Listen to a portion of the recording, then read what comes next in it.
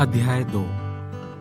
मेरे भाइयों, क्या तुम हमारे महिमावान प्रभु यीशु मसीह पर विश्वास करने के साथ साथ भेदभाव भी कर रहे हो?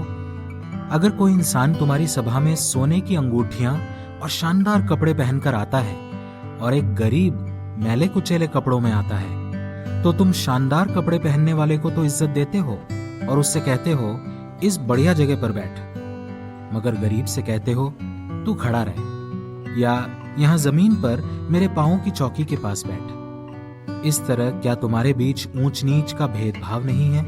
और क्या तुम ऐसे न्यायी नहीं ठहरते जो बुरे इरादे से फैसले करते हैं? मेरे प्यारे भाइयों, सुनो, क्या परमेश्वर ने ऐसे लोगों को नहीं चुना जो दुनिया की नजर में गरीब हैं, ताकि वे विश्वास में धनी बने और उस राज के वारिस हों जिसका वादा उसने उन लोगों से किया है जो उससे प्यार करते हैं? लेकिन तुमने गरीबों को बेइज्जत किया है। क्या अमीर तुम पर अत्याचार नहीं करते और तुम्हें घसीट कर अदालतों में नहीं ले जाते? क्या वे उस बढ़िया नाम की निंदा नहीं करते जिससे तुम बुलाए गए हो? अगर तुम शास्त्र के मुताबिक इस शाही नियम को मानते हो, तुम अपने पड़ोसी से वैसे ही प्यार करना जैसे तुम खुद से करते हो, तो तुम बहुत अच्छा काम कर रहे हो। लेकिन अगर तुम भेदभाव करना नहीं छोड़ते, तो तुम पाप कर रहे हो और यह नियम तुम्हें गुनहगार ठहराता है। अगर कोई मूसा के पूरे कानून का पालन करता है मगर एक आज्ञा तोड़ देता है, तो वो पूरे कानून को तोड़ने का कसूरवार ठहरता है। क्योंकि जिस परमेश्वर ने ये कहा, तुम व्यभिचार न करना, उसने ये भी कहा, तुम खून न करना। इसलिए अगर तुम व्यभिचार नहीं करते मगर खून करते हो, तो तुम कानून को तोड़ने के गुनहगार हो। तुम हमेशा उन लोगों की तरह बोलो और उन लोगों की तरह पेश आओ जिनका न्याय आजाद लोगों के कानून के मुताबिक होने वाला है, क्योंकि जो दया नहीं करता उसका न्याय भी बिना दया के होगा। दया सजा पर जीत हासिल करती है। मेरे भाइयों, अगर कोई कहे कि मुझे विश्वास है लेकिन वो विश्वास के मुताबिक काम नहीं करता, तो इसका क्या फायदा?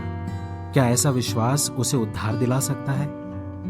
अगर किसी भाई या बहन के पास कपड़े ना हो और 2 वक्त की रोटी भी ना हो और तुम में से कोई उससे कहे, सलामत रहो, तुझे खाने पहनने की कोई कमी ना हो, मगर तुम उसे कपड़ा और रोटी ना दो, तो इसका क्या फायदा? उसी तरह सिर्फ विश्वास होना काफी नहीं, विश्वास कामों के बिना मरा हुआ है। मगर शायद कोई कहे, तुम विश्वास करते हो मगर मैं काम करता हूं। तू अपना विश्वास बिना काम के दिखा और मैं अपना विश्वास अपने कामों से दिखाऊंगा। क्या तू मानता है कि परमेश्वर एक ही है? तू बहुत अच्छा करता है। दुष्ट स्वर्गदूत भी यही मानते हैं और थरथर कांपते हैं। लेकिन हे खोखले इंसान, क्या तू इस बात को नहीं मानना चाहता कि कामों के बिना विश्वास बेकार है? क्या हमारा पिता अब्राहम भी अपने कामों की वजह से नेक नहीं ठहराया गया था, क्योंकि उसने अपने बेटे इसहाक को वेदी पर चढ़ाया था? तुम देख सकते हो कि उसने विश्वास करने के साथ साथ काम भी किया और उसके कामों ने उसके विश्वास को परिपूर्ण किया।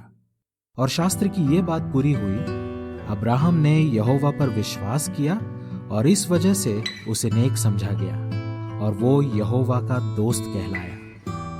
तो जैसा तुमने देखा, एक इंसान सिर्फ विश्वास से नहीं बल्कि कामों से नेक ठहराया जाता है। इसी तरह क्या राहाब नाम की वेश्या कामों से नेक नहीं मानी गई, क्योंकि उसने दूतों को अपने घर में ठहराया और फिर उन्हें दूसरे रास्ते से भेज दिया?